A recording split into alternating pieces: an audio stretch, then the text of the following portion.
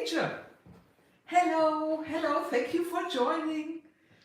So I'm a little bit later today, but with announcement, because this morning I was busy, and so I put it in the afternoon. I hope you are okay, you are happy and healthy, and thank you so much for the likes. This time I'm accompanied by a Madra doll. Just show you.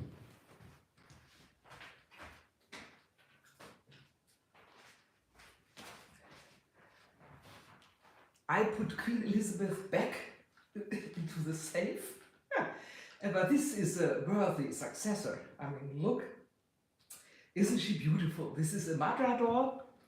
Hello, and thank you for watching. This is a almost royal Madra doll, about 10 years old, I guess. They don't do this kind of dolls anymore. Of course, it's not for children, it's for collecting. And, well, as I put our dear Queen Elizabeth back into the safe, I will tell you something about that doll. It's incredible. I put her instead. She's almost royalty. She's so pretty. I like her a lot. Just I put it back. So she will watch us from behind.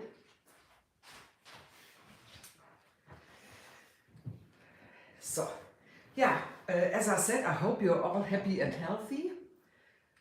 Well, there was some devastating news, of course, with the death of Queen Elizabeth, who you know is of German, or partly of German origin, Sachsen-Coburg-Gotha, and they changed the name to Windsor due to the World War. Hello, my dear, hello. Yes, you're from Switzerland, I guess. I see that. Ah, grüß Gott in die Schweiz. Oh, well, I don't speak the Swiss dialect, just Huchichashli, and that's it. Huchichashli is a kitchen closet, I guess. Very nice to have you here.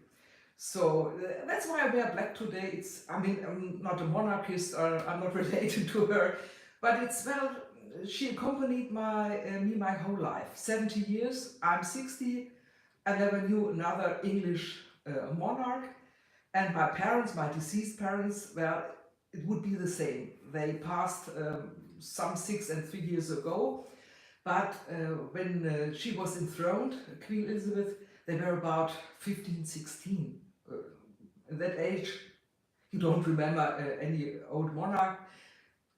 Practically, they grew up with her as well. And, well, it's a little bit sad. On the other hand, 96 is a very, very old age, and she had no dementia, she had no great physical trouble like being bound to a wheelchair like her sister or something. She had no strokes, not that I know of. She was practically fully alert up to her very end. And that's, I mean, really, it's a blessing.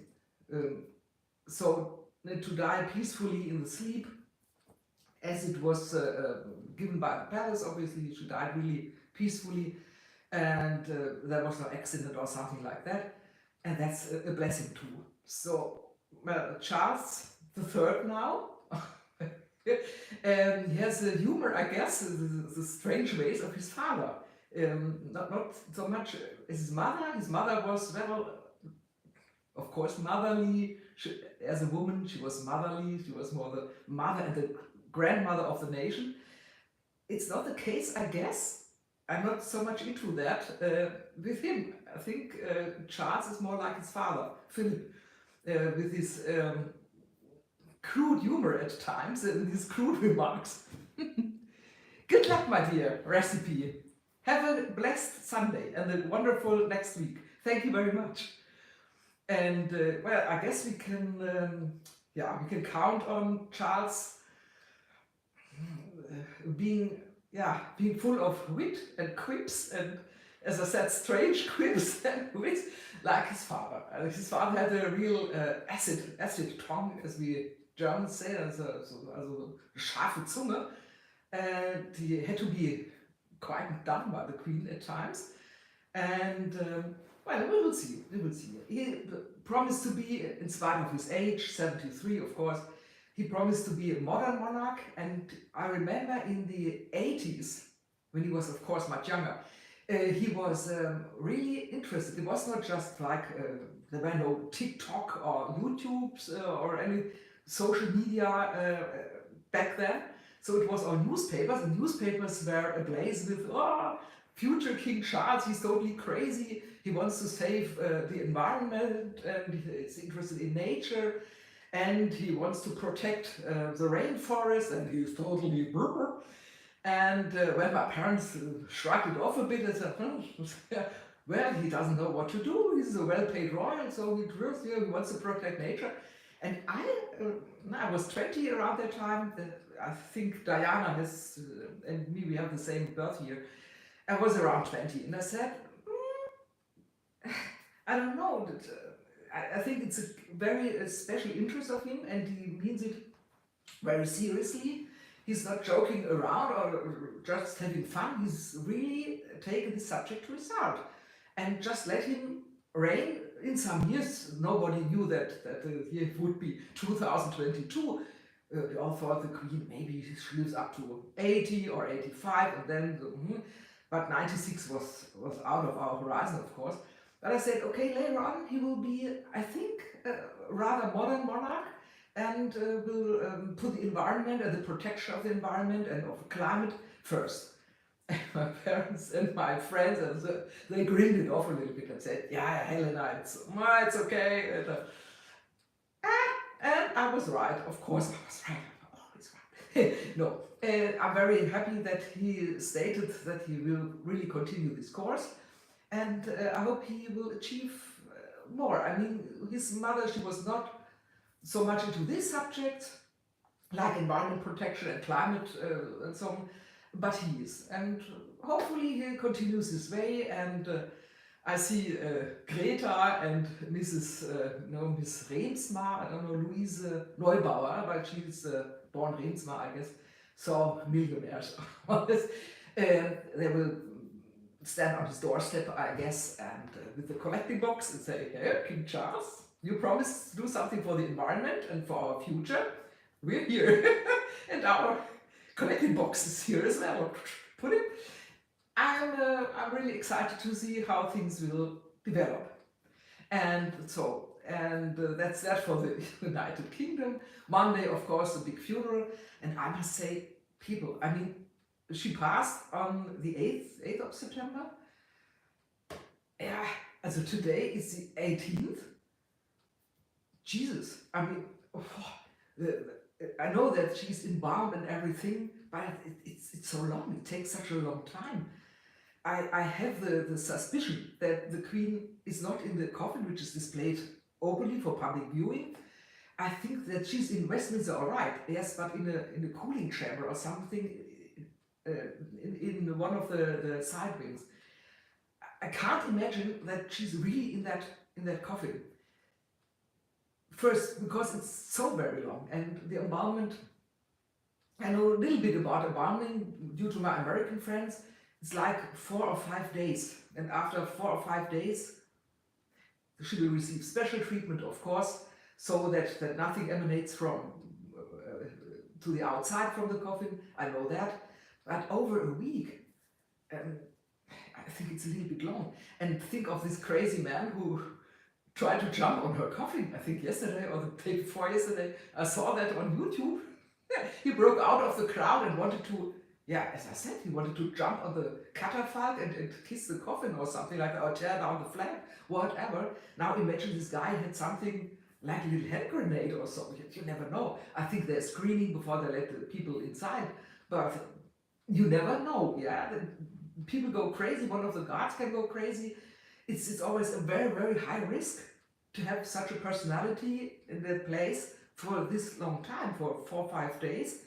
Anything can happen. So I guess it's my personal guess that she's not inside, but put safely, as I said, in the side wing under protection, and that the coffin practically, that there's nothing inside. It's just my personal guess.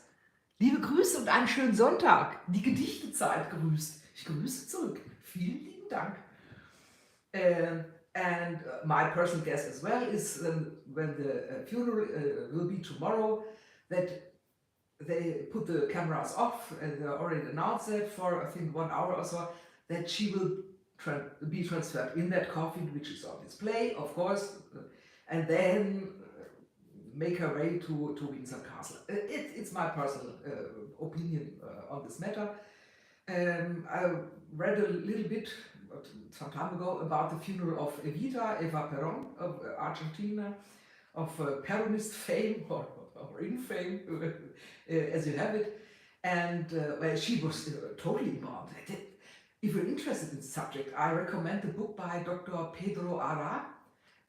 He wrote about the embalmment of Evita Perón. It took, I think, weeks or even months. I mean, she must look like a mannequin, like a display doll right now. And now she's buried in La Regoleta, everything's okay. But after the throw over of the Peronist government in 1955, Evita Perón, or rather her body, experienced really some ups and downs and adventures practically. There are books written about that.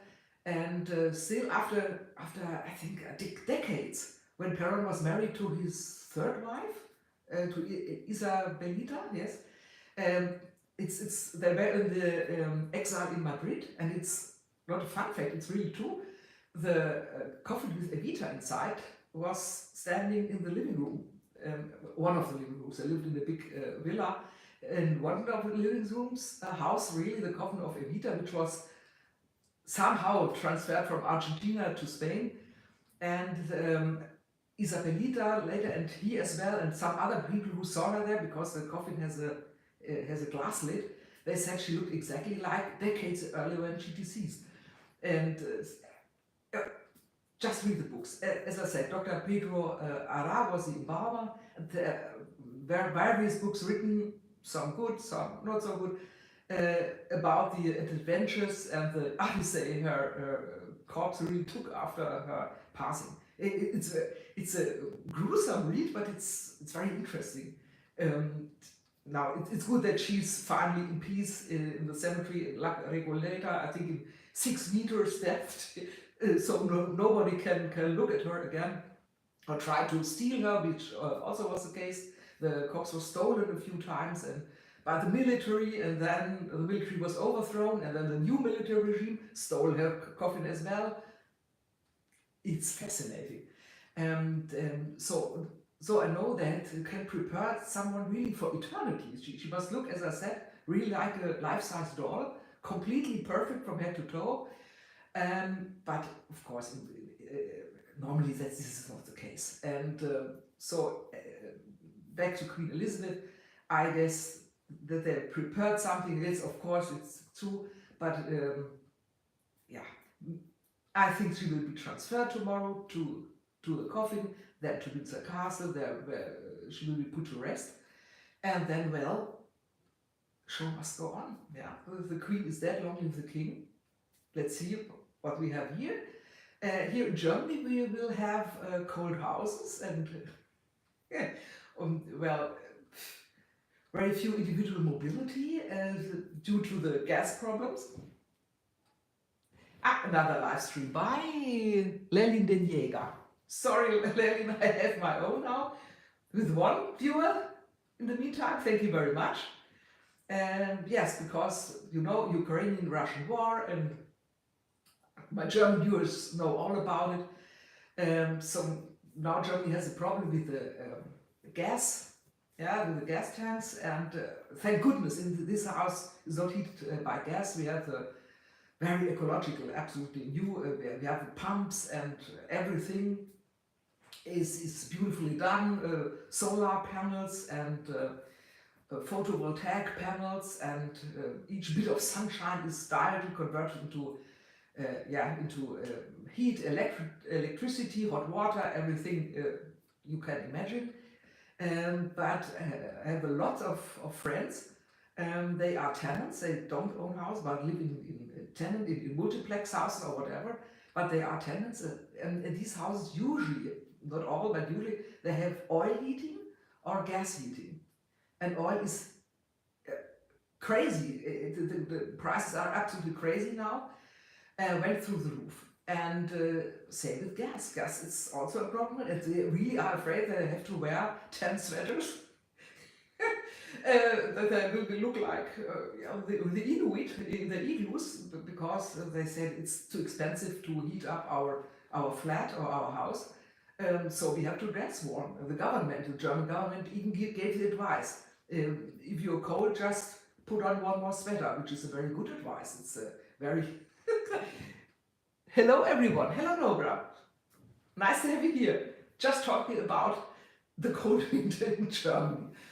And yeah, that's I'm laughing, but it's just like a sort of gallows humor, because it's not funny.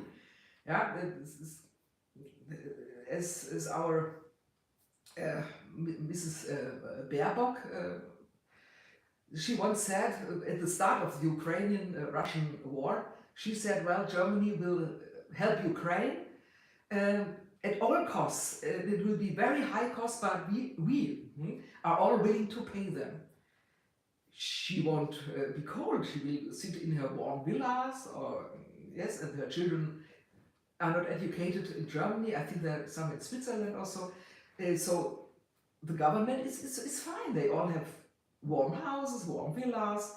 They have, whenever they're cold, they can put on the heating, and it's absolutely no problem. But for the most part, the Germans, they really have to count. So how much can I spend for a hot room or a hot flat? Also, the food prices have gone up. You know, the logistic chain, all the energy costs become higher and higher. So of course, the food becomes more and more expensive. So it's all a chain. It's a vicious circle in a sense, and it's a downward spiral. Then we have the inflation going up, the prices going up, and people don't spend anymore. They, as I said, they count every cent. They have to see, well, how much can I pay for the heating, how much can I pay for my food, and especially people with children, with little children, they have to count 1, 2, 3 times. It's as I said, Mrs. Baerbock said we will pay any price. Practically, she meant that. With the we, she didn't mean herself, but the others. And so okay, but I remember that the most Germans, when she said that, they agreed and said, yes, that's a very good way to put it. We will give everything for Ukraine. We will help them, and which is a fine idea, which is very good. But in the end, we ruin our economy. Yeah, this is. We have many little shops which had to close, not due to the pandemic. Pandemic was last year. This time it's the war, or rather the impact of the war.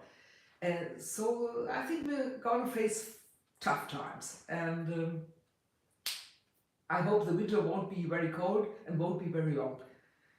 Really, I hope that we have moderate temperatures.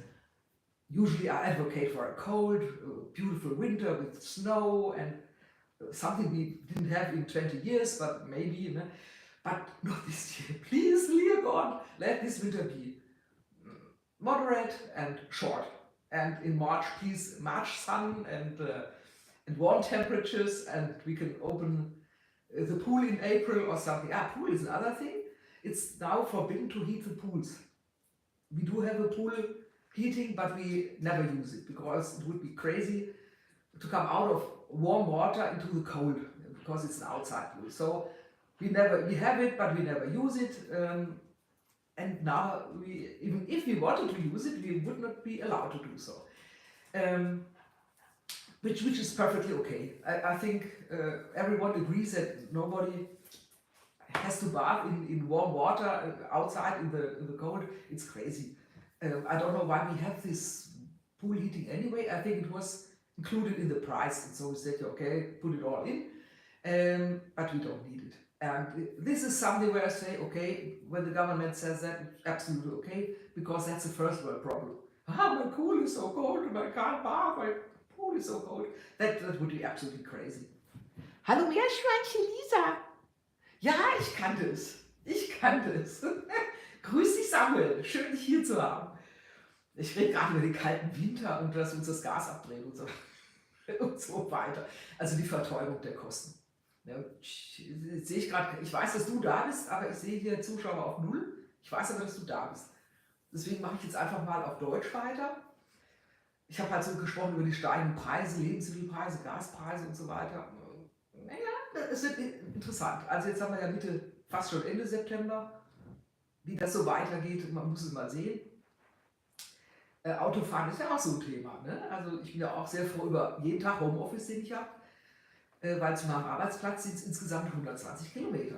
Also hin und zurück zusammen 120. Ich arbeite ja auch Gott sei Dank in der Altersteilzeit, also auch nicht mehr 5 Tage Woche, sondern mal sind es 4, mal sind es 3. Und dafür immer einen Tag Homeoffice oder mal 2 Tage Homeoffice. Das merkst du schon, den Benzinkosten. Hallo Johnny Chung. Thank you very much. Now I continue in English. I was just talking about the high prices in Germany and in Europe in general. It's not only Germany. Because I live here, I do have the insight. But I guess in Austria, Switzerland, France, Spain, everywhere around us it's the same. And but the high gas prices, I think that's the very high gas price. I think that's very typical for Germany, because we have high taxes on the gasoline, which is not the case in other countries. Yes, gasoline prices have gone up everywhere, I know, in Europe especially, but not as high as in Germany, because we have the extremely high taxes on them. And so I'm very glad that I can do a home office occasionally, and as I'm working part-time and I don't have to drive to the office every day, I'm very grateful for that too, because it's a long way. It's 2 ways, it's 120 kilometers, and if you drive that every day, I mean, you practically only work for the gasoline costs. With it would be crazy. And I can't go by bus or train because I'm living well in the country, on the countryside, and it's, well, the bus goes I think every hour, and with the bus I would go almost half an hour, and then the train, hello, runs also every hour or 1.5 hours. So with car, I'm in the office in about, mostly, yeah, we have traffic jams, but without the traffic jams, it would be 1 hour. 1 hour driving time from here to the office. Would I use the bus and the trains, I would take 2 trains, it would not be 1 hour, but 2. 2 without the delays, because the German trains are famous for the delays. So, yeah, 10 or 15 minutes delay is normal. Nobody talks about it because it's normal. It used to be otherwise. They used to be on time, but, well, they are not anymore. And so when you don't catch the train, when the first train is late, you don't catch the second train, then you have to wait 1 hour for the other train to come. So it's not 2 hours, it's 3 hours. So 3 hours to get to the office and then back in the evening if you are unlucky. So this is crazy stuff. So I would have a free job ticket. The company is very generous with that. Very friendly to the employees. They do a lot for the employees. I must really say that. It's half public, so that's why. But I gave back the free job ticket and said I will use the car. I know it's more expensive, and I know that environment it's not the best, but what can I do? I mean, if I'm really in bad luck, I have 6 hours a day going to the company and going back instead of 2. So no, it's just really, it's a little bit unlucky. And then they had the €9 ticket from, I think it was June to September. They had you could go anywhere by train in Germany, anywhere, for only €9. And they hope that people like me said, oh, bye-bye to the car, and said hello to the train, it's so cheap, and I will go by train now. Well, I can't, because, as I said, the time would be too long. It would be absolutely crazy. But I have lots of colleagues who go by train, who live in shorter distances. or maybe who are younger, they don't mind if the train is late. Okay, I take the next one. So okay, I have a lot of people in my, so to say, in my business facility who use a job ticket, and they were so fed up after the €9 ticket ended. I think on the 1st of September, they were relieved that the tickets were expensive again, because they said the trains were crammed full with people of all sorts and sizes who just wanted to go on holiday, and they drank their beer bottles. There must have been scenes in the trains. As I said, I don't go by train, but my friends and colleagues, they told me that. They said it was so bad that they used the car instead. The people who always go by train, they took the car and said, no, this ordeal, I don't have to do that every day. And then people were singing, and as I said, drinking beer bottles and leaving the beer bottles on the seats, of course, sometimes crushing them, and yelling at the ladies, and well, the ladies yelled back. So there was a happy drinking and yelling in the trains. It must be a wonderful scene, but I never witnessed it. I just had to rely on what people told me. And so Germany tries to put the people on the, as I said, the green path, yeah, to put more ecology, yes, into people's minds, which is all okay. It's absolutely wonderful, and yeah, it's time that they do that, and they care about these subjects and these themes and these topics. But the means by which they want to achieve this green consciousness, the means are strange, to say the least. And well, in our government, the chancellor is sometimes hardly seen or heard. Mostly you hear people like the Minister of the Interior, Minister of State, and so they sometimes they say opposing things, so you don't know whom to believe, who's right. Mr. Habeck, Mrs. Baerbock, sometimes Mr. Scholz, the chancellor speaks up. 3 people with 4 opinions, so it's all a little bit crazy right now. And now that we have this crisis, as I said, with inflation and yeah, sometimes it's a stagflation. The stagflation is even worse than inflation. Yeah, as I said, it's going to be very, very tough in Germany. And I know that in the UK, in England, or in Britain, it's similar. I won't say not as bad, because in Germany, oh my God, it's not bad, yeah, but it's worse than it used to be. And I don't know in Britain how they handle that. And oh yeah, France has the elections, so let's see what Macron will do next. Yeah, it's interesting time. I think this winter will really be don't want to say the breaking point, that's too dramatic, but it's maybe a bit of a turning point.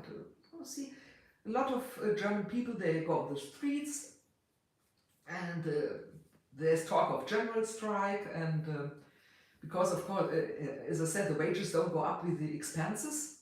The food prices go up and up, gasoline prices up, and everything getting more expensive, but the wages stay more or less the same.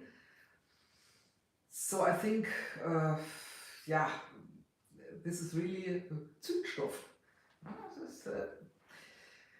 Let's hope everything will be okay by springtime, and yeah, that nothing bad will happen.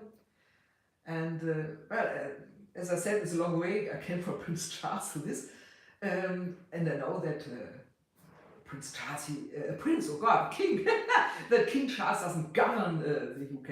I know that they have a parliamentary monarchy and all that, but still he has to deal with unrest and dissatisfaction of the British citizen. Let's see how he copes with that. And Liz Truss as well. I don't envy her for her job. Liz Truss, she made a state visit to the Queen, and a few days later the Queen passed. And I hope that's not a bad sign for the job of Liz Truss.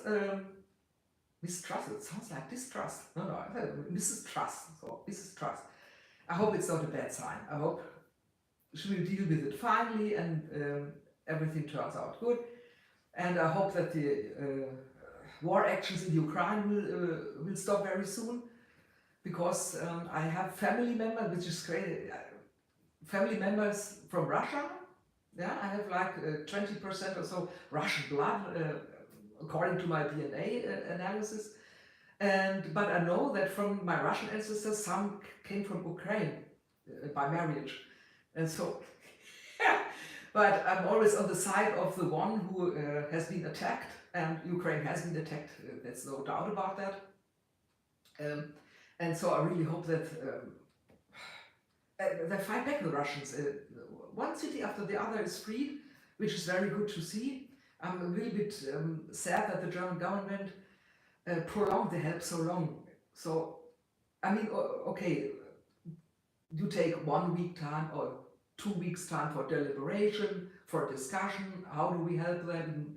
In what extent and with what means? Do we send weapons? Do we send soldiers? Oh God, beware. There were German politicians who wanted to send German soldiers to the front there, but no, they were not successful. But there were these ideas, and I think, of course, the government has 2 or 3 weeks time. But after this, I said 3 weeks time, deliberation and discussion and decision making, then he will have to say, okay, we help you in this and that way. So Ukraine would have known very soon in what way the German government wants to help. And so instead, first there was silence, except for some, I think, media visits. Yeah, I remember Mrs. Baerbock in war attire with helmet and bulletproof vests, and she was in part of Ukraine which wasn't being attacked. Of course, she was in a safe environment, but she looked like she crawled out of a bunker or something. But it looked good on the photos, and I think she has Twitter or TikTok accounts also. So it looked gorgeous, very good, like a Jeanne d'Arc German version. And other politicians as well, they came to, Mr. Zelensky, we're also unhappy about what happened to you, but they didn't do a thing. Yeah, they took photo shots, shook some hands, stroked some babies' heads, and then they went home to Germany. So that went on for some weeks. And then, yeah, the Bundestag, they discussed what should be sent. As I said, there were ideas of sending soldiers, of weapons, of this and that. Or purely humanitarian help. Yeah, we will start a Red Cross there, and we will send care packages like the Americans did Germany after World War II. And there were several ideas, and they were tossed this way, and they were tossed that way, and months passed, and nothing happened. And when Ukraine got a little bit nervous because the Russians were invading more and more, and the German government, I won't say they didn't do a peep, but they discussed, and it got lengthier and lengthier. After all, I still don't know what happens. I think they sent some tanks and some other machinery and humanitarian help, of course. Yes, they did, which other countries did as well. But I'm a little bit sad, as I said, that it took so long. So it would have been very good if Mr. Zelensky and the Ukrainian people as a whole would have known relatively from the start, as I said, after 2 or 3 weeks after the invasion, what is Germany going to do? Other countries did that. They said, okay, we'll send you tanks, or we don't send you tanks, or we don't do anything at all, or yes, we do a lot more. From Germany, nothing. Just discussion, and discussion. And that's bad. I mean, I'm a big fan of decision making and of letting people know. Hello, Cats and Kitten Club. Hello. Just talking about Ukraine and the German help there. And it would have been, my personal opinion, it would have been good if Ukraine would have known from the start what Germany is going to do. Or Europe as a whole. I mean, I know that there are some countries where the government met, and so they have as I said, so also gemeinsame Aktion, a common action, or rather reaction. I know that Germany was not always part of these deliberations of other European countries. Hello. Oh, Dankeschön. Dankeschön. Thank you very much. I will drag one of the animals in front of the camera pretty soon. I just have to see where they are. And I think, as I said, so Germany was a little bit of an outsider and a little bit too, yeah, I don't know the English word, zögerlich. Yeah? They're very waiting their turn, discussing some more, and still waiting their turn. And of course, the Ukrainian ambassador, Mr. Melnik, who's now not the ambassador anymore, at least in Germany, but he grew nervous as well. Then he started to say, well, the Ukraine wants to hear something from you, be it we will help you or be it we won't help you, but we need to know something. And now, come on, tell us, what is Germany going to do? And he was very, I said, rough in his demands. It were not requests, it was rather demands. So the German press, of course, they just jumped on Mr. Melnik and said, wow, he's rude and he's demanding all the time. And so instead of saying our government, please do something, they just attacked, I want to say, Mr. Melnik about the way he talks, or he talked. As I said, he's not the ambassador in Germany anymore. And that also didn't help. So of course, Mr. Melnik, he turned sour, and Zelensky turned sour, and that was of help. And I mean, Germany made a bad impression, I must say that. And now any help we offer will practically, I hope not, but will practically be too late. Now that they fight back the Russians with the help of weaponry of other countries, now it's easy to say, oh, we send some old tanks away. Yes, but I'm not part of the German government, thank goodness, no, because it's very tough. I don't want to be in their skin with this situation right now. I'm just looking this way because that's where my TV set is. No, there's nothing going on, and it's just automatic. And now let's see. Maybe this the end of this year also brings the end of the war, which would be very I would be very happy about it. Let alone the Ukrainians. Yeah, I really hope, and I don't know what's going on with Mr. Putin. I have no idea. Hello, Sally Clark. Grüß dich. Hi. Very nice to have you here. I think in an earlier video I said that I lived in Russia in 1990 to 1991 during the Perestroika. And of course there was Gorbachev, there was Yeltsin, and I remember from that time, 1990, 91, it's an eternity ago, that my Russian co-students, because I studied there, the Russian co-students in our student complex where I lived with the German, American and Russian students in one complex in Moscow, Tsvetny Boulevard, and the Flower Boulevard, Tsvetny Boulevard, flower. And I remember that the Russian students, they said, yeah, Gorbachev, Yeltsin, all these other, I think Medvedev was also named there, they're all not important. And I said, of course they're important. One is the president, the other wants to be the president, and it's absolutely, it's a milestone in history we're living right now. And they said, take care of Putin. That's 1991, I first heard the name of Putin. And he was, I think at that time, already boss of the Russian Secret Service. At that time, and I think yes, he already was. They told me. And in Germany, or the students from America or from other countries, France, they never heard of Putin. Just like me, they said, Putin, who's that? Yeah, and they showed us some TV coverage, footage of Putin. And I said, like Napoleon, he's he's small and a little bit scrawny, and yeah, it's, so yeah, he only looks like it. He's a dangerous one. They said that. Yeah, this is Opasna, take care, he's dangerous one. And he's the man to follow all the others who are now in state. And I shrugged it off a little bit, and my fellow students did as well. We said, oh, Pudi, yeah, head of the Secret Service, but yeah, maybe, okay, he knows all your secrets and all our secrets, but yeah, he has no ambition to be head of state. I mean, look at him. Look at him now. I must say that. I'm usually rather good in judging people, but in that case, my judgment totally failed me. I really underestimated him. And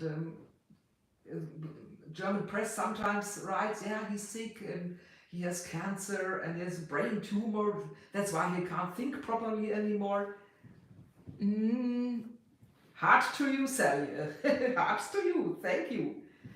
And he doesn't know what he's saying, doesn't know what he's thinking, and I don't think so. Whenever I see the news coverage, and I remember some Russian. My Russian, of course, has dried up in all these decades, but a little bit is still there. He doesn't speak incoherently. He doesn't look like he has Alzheimer's or something. He's very focused, very concentrated on the. He says really 1, 2, 3. Speaking of decision making of the German government, let's discuss it. No, give me some more tea. I have to think about it. What? Instead of that, yeah, Putin. Yeah, that's it. 1, 2, 3. We'll do this. We'll do that. If it's an error, okay. Yeah, pull ourselves up. We do that some other way, but we do it, and so he's very forceful, and he does not make the impression of being a sick man, mentally or otherwise. Yeah, which is even worse, because he knows what he's doing, and I don't know the end of it. Even if he successfully integrates Ukraine into the Russian state, what comes next? Poland, Germany? He can have Berlin. no. Honestly, yeah, the Krim is still going on, and I know that some other countries are also highly aware of what's going on there. Where does he want to stop? He's quoted as having said he wants back the Russian great empire post Mahlzeit. Yeah, because then he will be invading NATO countries, and don't mess with NATO. That's a whole different story. So, yeah, okay, and even after he integrates or invades the Ukraine and successfully everything, hope to God it won't happen, but after that, he won't be satisfied, I guess. He wants to have more and more of the old Russian Empire, but the old Russian Empire is split up, and partly under NATO protection. I don't know. It's the same as when Germany says, we want back the frontiers of 1930, 37, 39. Yeah, we want to have back Bohemia and Moravia and all. It's crazy. And Poland wants, Poland, yeah. We were, I think it was the medieval times. Jan Sobieski, the elected king. I think my Polish viewers may, of course I know it better, but in the medieval times, Poland and the Baltic had a common kingdom or government, something like that. So, okay, you would have the Baltic countries as well, uniting with Poland, and if you take this idea of Putin further, of restoring old empires, you end up in caves, yeah, and beating sparks out of wood with flintstones. That's the result. Because the whole mankind would blow up. This would be totally crazy. So, oh God, I have said so much, I've told so much. Oh my goodness, 45 minutes. Well, I had too much coffee. Here's still more coffee to go. So I think I will finish the stream now. Enough of my, yeah, politic rages. I will get to some or other animal right now. I had to, as I said, drag them in front of the camera. They're all fast asleep because the weather is coolish now. No more heat waves. I'm sitting here in a sweater. It's raining a lot. The nature really is hungry and thirsty. So I'm very happy that it rains. And those of you who have pets, you know that pets are fast asleep in this kind of weather. And still, I'm very brutal right now and rude, and will wake up one of them. Just a second.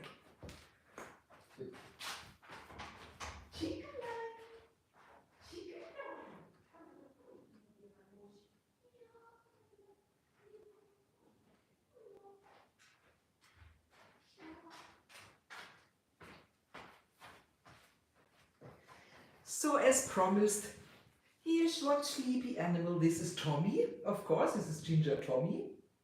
And Tommy says goodbye now.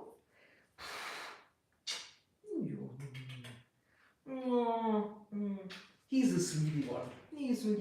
He doesn't scratch or bite like the other cat. Tommy is really sweet.